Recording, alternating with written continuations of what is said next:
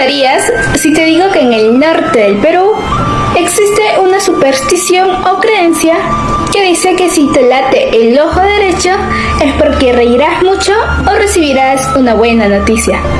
Sin embargo, si te late el ojo izquierdo es porque una triste noticia te dirán y por ende habrá lágrimas. Pero para que esto no suceda, debes persignarte el ojo izquierdo, ya que hará que esta mala noticia nunca llegue a tus oídos. Bienvenidos. Somos estudiantes de la Universidad César Vallejo y para nosotros es un honor poder hablarles sobre el poeta y escritor peruano César Abraham Vallejo Mendoza, considerado uno de los mayores innovadores de la poesía en el siglo XX. Asimismo, hablaremos de una de sus obras llamada Fabla Salvaje. Y para finalizar, tendremos un invitado muy especial.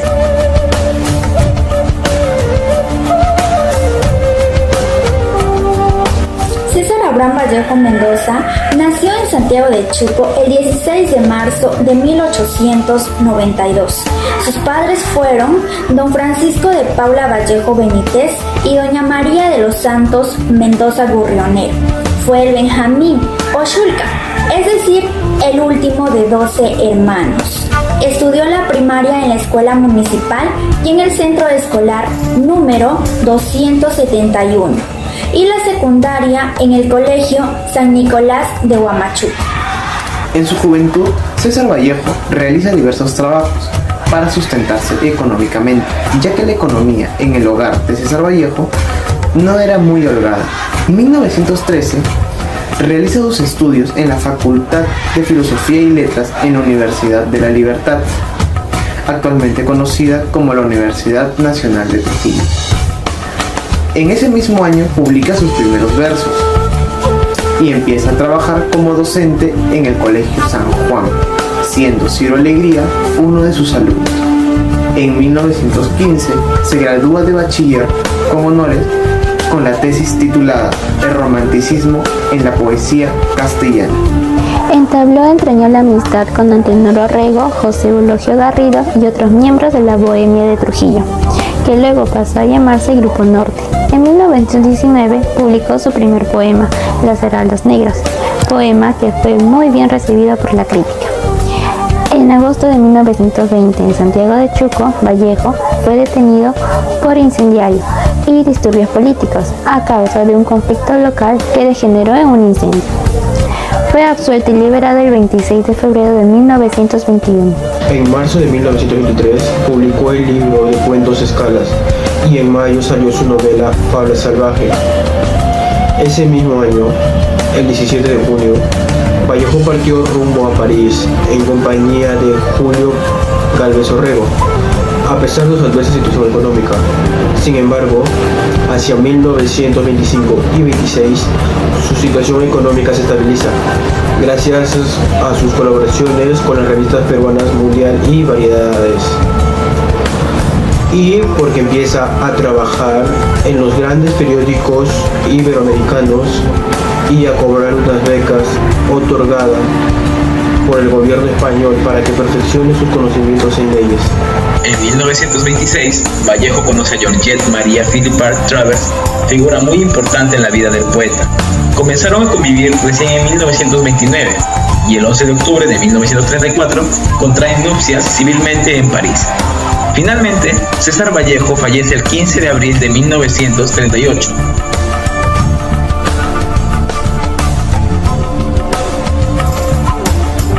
Fabla Salvaje es una novela corta o un cuento largo psicológico, publicado en el año de 1923. Su nombre proviene de Fábula Salvaje y sus personajes principales son Balta Espinar y su esposa Adelaida. Balta Espinar, el protagonista de esta novela corta, es un hombre modesto, honesto, buen esposo y trabajador, pero muy supersticioso. Una mañana, Balta se levanta de su lecho, se dirige al espejo y ve que detrás de él hay alguien. De manera instintiva, voltea y el espejo cae, rompiéndose inmediatamente. Este evento desencadena su paranoia, tormento y celos enfermizos. Pensaba y aseguraba que las sombras que él veía eran el amante de su mujer. Deja de ser un marido amoroso y se vuelve desconfiado, agresivo y receloso. En consecuencia, comienza a tratar mal a Adelaida, la menosprecia y abandona, aún sabiendo que ella estaba embarazada. Finalmente, Balta muere trágicamente, atormentado por las alucinaciones que él veía. A continuación podrán visualizar una corta dramatización de esta obra.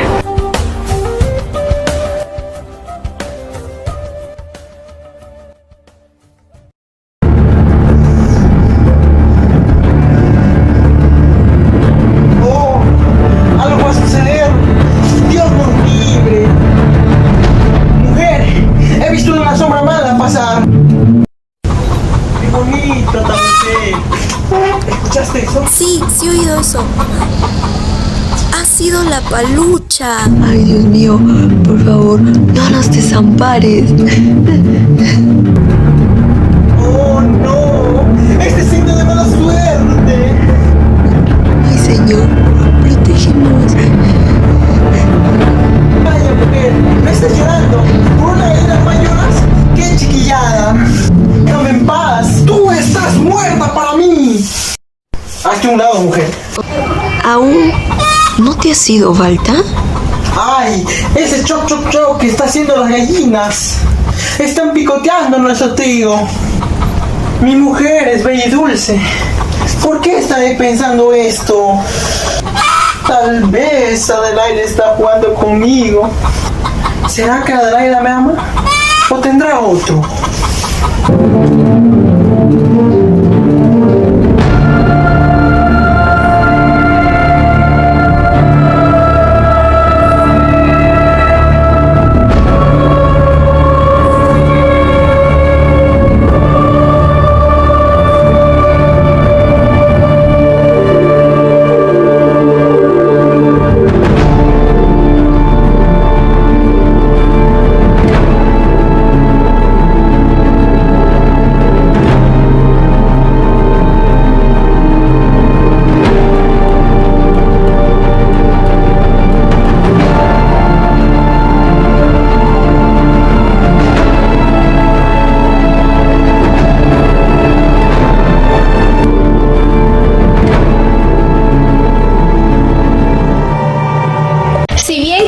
Fascinados al terminar de leer esta novela, también quedamos con la intriga de saber si realmente una simple superstición puede causar tales eventos como se relata en la obra. Por eso, decidimos entrevistar a un profesional, especialista en estos temas. El psicólogo Miguel Arrieta Segura responderá nuestras dudas con un par de preguntas.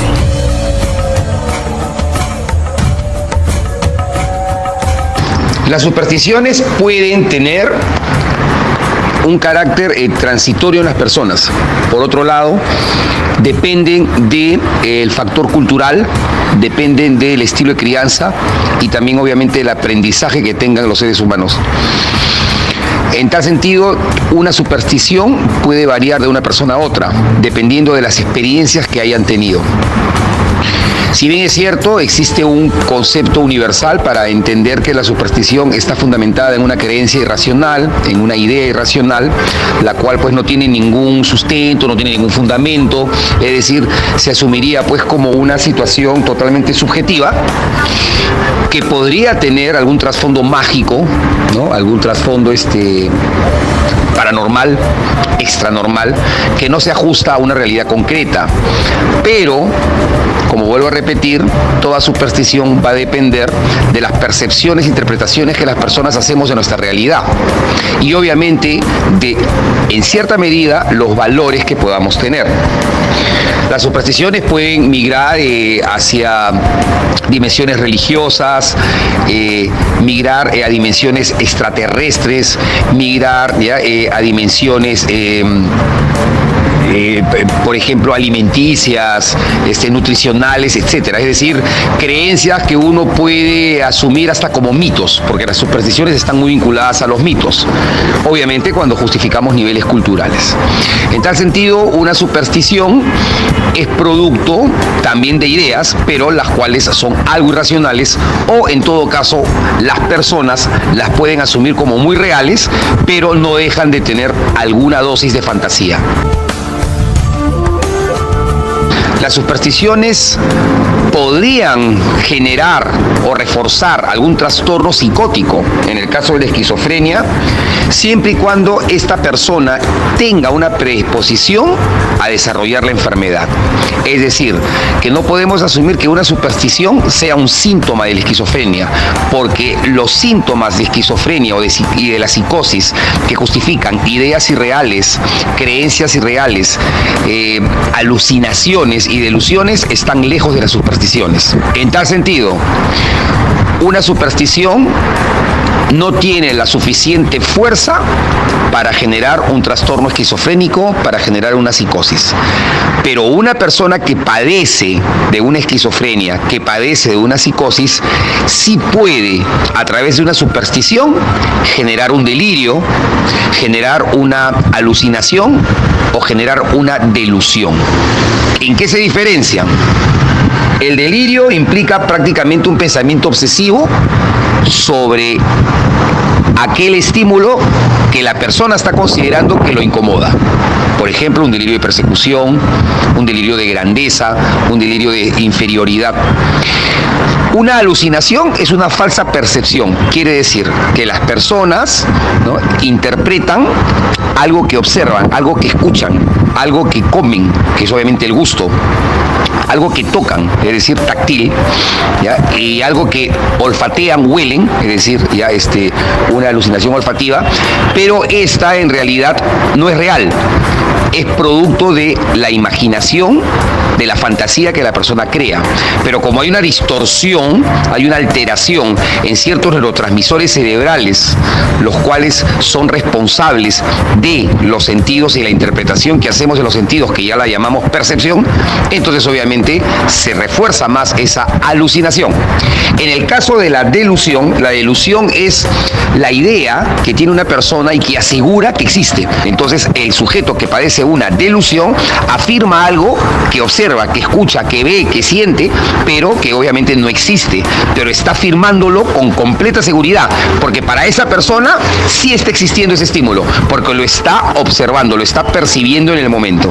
Pero eso no tiene nada que ver con las supersticiones de las cuales obviamente preguntan. En el Perú, como en el resto del mundo, existen diferentes culturas y por ende siempre habrá una gran variedad de supersticiones. Por ejemplo, la superstición de abrir un paraguas dentro de la casa trae mala suerte, o el hecho de que si una persona tiene hipo más de 100 veces, morirá pronto. Sin embargo, no siempre debemos creer todo lo que nos dicen, ya que nos pueden causar temores. En casos extremos, ocasionar problemas con nuestros seres queridos o conocidos.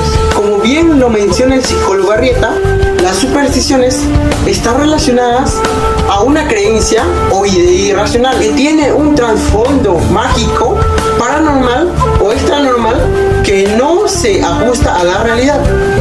César Vallejo es considerado como uno de los mayores innovadores de la poesía del siglo XX y fue el poeta más humano. La evidencia de ello se encuentra en sus novelas, en sus poemas, entre otros. Por otro lado, Fabla Salvaje es considerada como la primera novela psicológica del Perú.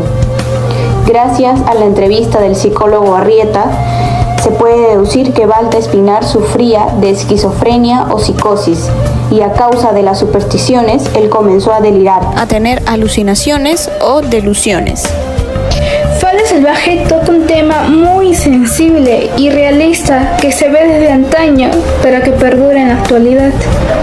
La violencia contra la mujer se refleja claramente en esta novela corta. Violencia que padecía Adelaida por parte de Balta, ya que a causa de las alucinaciones que éste tenía, se volvió un hombre agresivo, inseguro y celoso. lastimando verbal y físicamente a Adelaida.